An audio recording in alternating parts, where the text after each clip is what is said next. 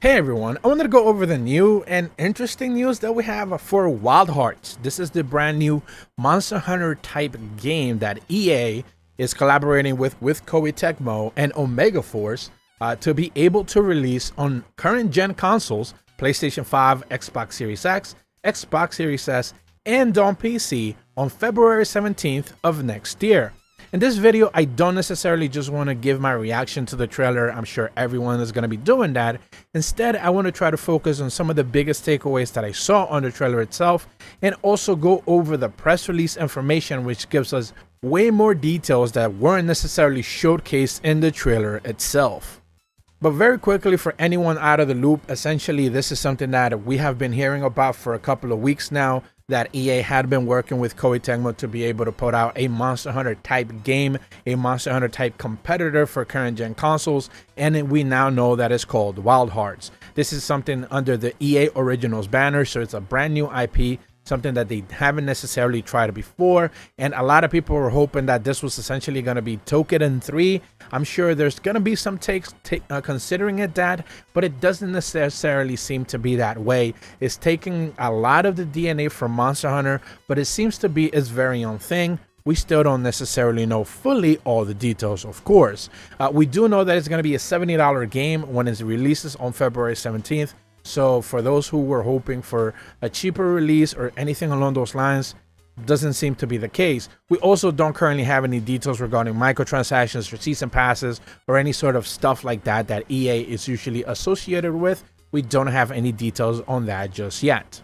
First, I want to quickly discuss the press release that they put out. Business Wire originally put it up, but then EA also put it up as well. I'm going to leave a link in the description for that. So essentially, it reads that today, Electronic Arts and Koei Tecmo officially unveiled Wild Hearts, a new kind of game featuring unique crafting mechanics, coming February 17, 2023 to PlayStation 5 and Xbox Series X and S and PC via Origin, Steam, and Epic Game Store.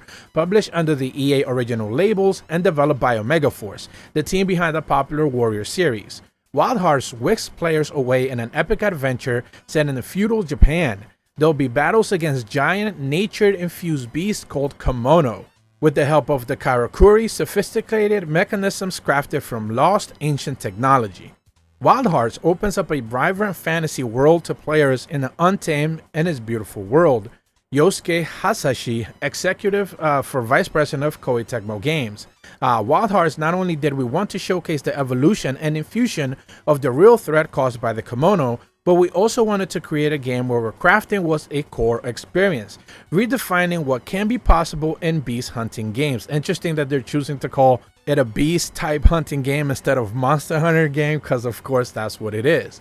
We place great care in designing the Karakuri to fit within the combat, and we're excited for players to use these powerful mechanisms to fight giant beasts and traverse the world. Once again, they're going to continue to call them beasts instead of actual monsters.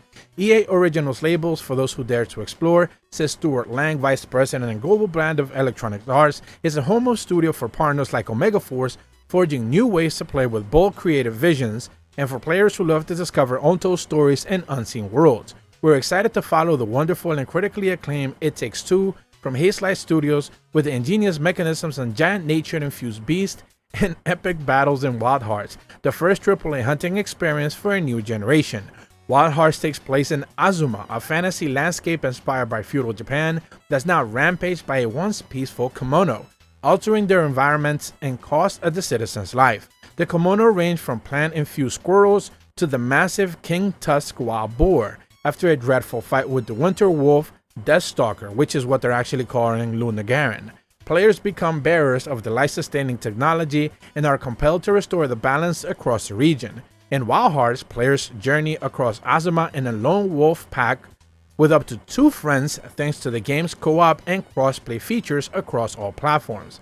Players can expand their battle plans and go on special missions while pack hunting and join other hunters in the world to take on the kimono on their own. The game will feature voiceovers in English, Japanese, French, Italian, German, and Spanish. Wild Hearts once again launches on February 17th. So a couple of takeaways here. First and foremost, there's no 4-man party teams, there's 3 party teams. You can team up with 2 other players and yourself. They don't mention anything about like assistants or cats or dogs, palamutes or palicos or anything along those lines. Maybe this is a feature they're going to introduce later on or something like that, but they don't mention any sort of assist. Now, another thing that they specifically mentioned that they will have cross-play features across all platforms. So, of course, you're not necessarily locked in with like Capcom, for example, which refuses to give crossplay for players. World didn't have it, Rise didn't have it, Sunbreak doesn't have it, Iceborne didn't have it.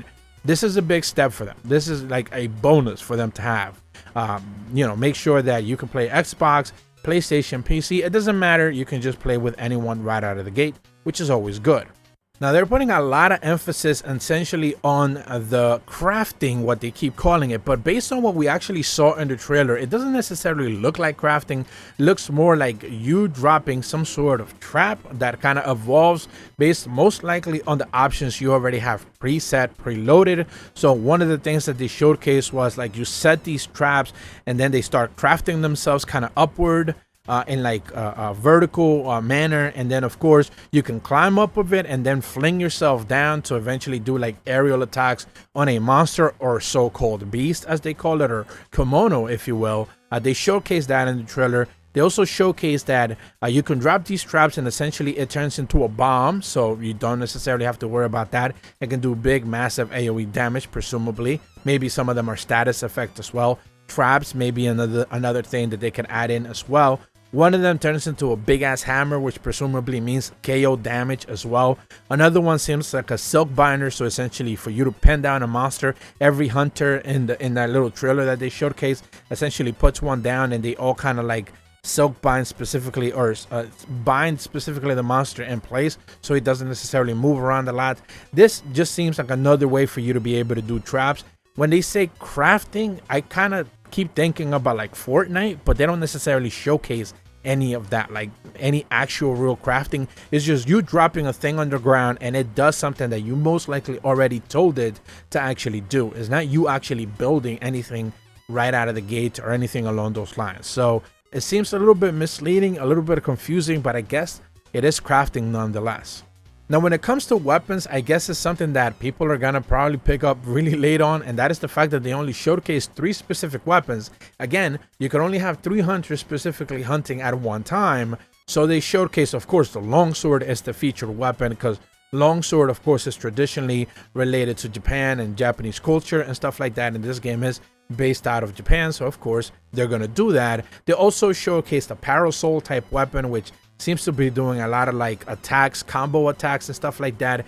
Then they also showcase the bow, which is their traditional range weapon. So they do showcase that you have ranged weapons and Blade Master, essentially close combat weapons. But that's it. They didn't necessarily show anything else. No dual blades, no shields, no crossbows, no anything like that. So we're just gonna have to wait and see what other type of weapons they reveal heading into the release of the game in February. Now, the last thing that I wanted to touch upon were the monsters themselves. They showcased a big bird, a big flying creature type thing. They showcased, of course, a big Poogie. There was a Lunagaron as well. There was some sort of rat that does this tree attack type of thing, like a big tree kind of grows whenever it attacks. Presumably, that is one of the things that they talk about in the press release as well. So there are, at the very least, 4 monsters that they showcased. They don't mention anything about a roadmap of like post-launch additions, how many monsters are going to include day 1, how many weapons or anything like that. They just didn't necessarily provide that. I did look around if there was any other details regarding the outside of the press release, but they didn't provide anything like that outside of that. So we're just going to have to wait and see. Most likely they're going to continue to drop details for this kind of stuff as pretty much the press, continues to just drop. So we're just going to have to continue to wait on that. But that's about all the information that I have for you guys today regarding Wild Hearts, the so-called Monster Hunter killer. Of course, I'm being sarcastic. Monster Hunter is not going away. This game is just going to be its very own thing. I guess I could mention this. The reaction on chat was pretty mild. I guess a lot of L's, people just being, instant reactions. This game's a failure. It's going to fail.